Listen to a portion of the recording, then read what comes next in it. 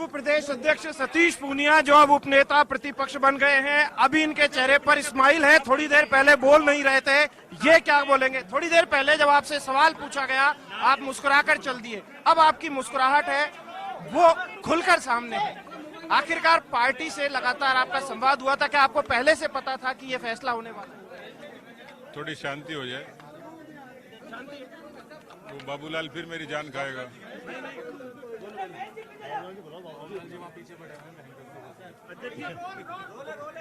तो आपको पहले से पता था कि ये फैसला होगा? मैं अपनी भूमिका के बारे में पहले स्पष्ट कर चुका था कि मेरा संगठनात्मक 3 साल का कार्यकाल पूरा हुआ और पार्टी की अपनी परंपरा है। 2023 के चुनाव में हम लोग जा रहे हैं, तो पार्टी ने जो निर्णय लिया वो संगठन के हित में था और मैं कह चुका था कि पार्टी मुझे जो भूमिका देगी उस भूमिका को मैं पार्टी के आदेश से संगठन सर्वोपरि मानते हुए करूंगा। उपनेता का पद हालांकि संवैधानिक नहीं है, लेकिन उस पर घनश्याम तिवारी जी और खुद राजेंद्र राठौड़ जी ने लंबे अरसे से उसका निर्वहन किया है। लेकिन हम सब का कोशिश ये है कि टाइटल कुछ भी हो, भूमिका कुछ हो, लेकिन हम सब लोग मिलकर 2023 में कांग्रेस को बाहर करें और भारतीय जनता पार्टी को बहुमत के साथ काबिज करें। तो मकसद एक है, मिशन एक है और उस मिशन में जिस भी भूमिका में जो व्यक्ति योग्य है उसको उस भूमिका के अनुरूप जिम्मेवारी दी है। इस जिम्मेवारी को पूरी मजबूती के साथ निर्वहन करेंगे और पार्टी को अच्छा परिणाम देंगे। और ये भूमिका केवल 23 नहीं, 24 में भी हम लोग सब लोग मिलकर प्रधानमंत्री के रूप में मोदी जी को तीसरी बार काबिज करें और उसके लिए लाजमी है कि राजस्थान की 25 की 25 लोकसभा सीटें हम जीते। क्या मुख्यमंत्री पद के लिए अभी भी आप दावेदार हैं? मैं पहले भी नहीं था, आज भी नहीं हूं और आगे भी कभी नहीं हूं, क्योंकि ये प्रचारित किया गया। पर मैं, जैसे मैंने कहा कि मेरा पार्टी के कार्यकर्ता के नाते ये कंट्रीब्यूशन हो कि हमारे परिश्रम से राजस्थान में सत्ता है, ये एकमात्र अभिलाषा और आकांक्षा है।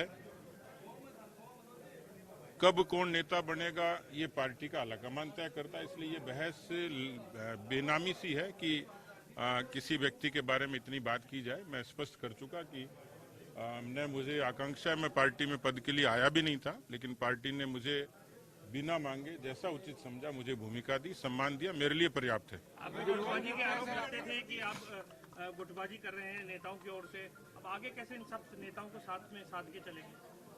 देखिए, पार्टी में मतभेद हो सकते हैं पर मनभेद नहीं है और हम सब लोग एक मन के साथ आगे बढ़ते हैं। मेरा किन्हीं भी बड़े नेताओं से उनके प्रति मेरी अश्रद्धा नहीं थी, असम्मान नहीं था। मैं बचपन से सबका सम्मान करता आया हूं, अभी भी करूंगा और जैसे मैं उनको सब लोगों को धन्यवाद देने भी जाऊंगा कि जिन्होंने 3.5 वर्षों में किसी न किसी रूप में मुझे मोटिवेट रखा, मुझे उन्होंने कहीं न कहीं मेरा सहयोग किया। इसलिए मैं उन तमाम नेताओं का आभारी हूं, पार्टी के सभी नेताओं का, जिन्होंने मेरे इस अध्यक्षीय कालखंड में मुझे सहयोग किया था। इसलिए मेरी किसी के प्रति कोई विरोध नहीं है, कोई द्वेष नहीं है, कोई ईर्ष्या नहीं है, कोई प्रतिशोध नहीं है, कोई होड़ नहीं है। मेरे लिए पार्टी का एक एक कार्यकर्ता, एक एक नेता सम्मानीय है। एक बड़े समाज नेता ने एक ट्वीट भी किया था, आप जब हटे थे उसके बाद एक बड़ा समाज है वो आस भी देख रहा था कि आखिरकार आपको कोई बड़ा। देखिए, भारतीय जनता पार्टी सब समाज की पार्टी है और हम लोग जब सर्वस्पर्शी और सर्वव्यापी बात करते हैं और जब प्रधानमंत्री जी सबका साथ, सबका विकास और सबका विश्वास की और सबके प्रयास की बात करते हैं, तो इसमें सारी चीजें समाहित हैं। हमारे यहाँ जो भी पद है वो संस्थागत होता है और पार्टी का आलाकमान और सब लोग एकमत से करते हैं। आज भी जैसे बहुत खूबसूरत तरीके से निर्णय हुआ, तो इसलिए एक वानगी है कि पार्टी पूरे तरीके से एकजुट है। पार्टी सोशल इंजीनियरिंग जरूर अपनाती है और सब समाजों को कहीं न कहीं किसी न किसी रूप में सम्मान भी देती है। आमेर से फिर चुनाव लड़ेंगे आप? कार्यकाल रहा उसमें आपके हिसाब से सबसे बड़ी सीख क्या मिली है आपको? देखिए, मुझे राजनीति का एक ऐसा क्षेत्र है जिसमें आदमी को कहीं न कहीं किसी न किसी मोड़ पर बहुत चीजें सीखने को मिलती हैं। व्यक्ति परिपक्व भी होता है और उसको बहुत सारी चीजें अनुभव से भी आती हैं।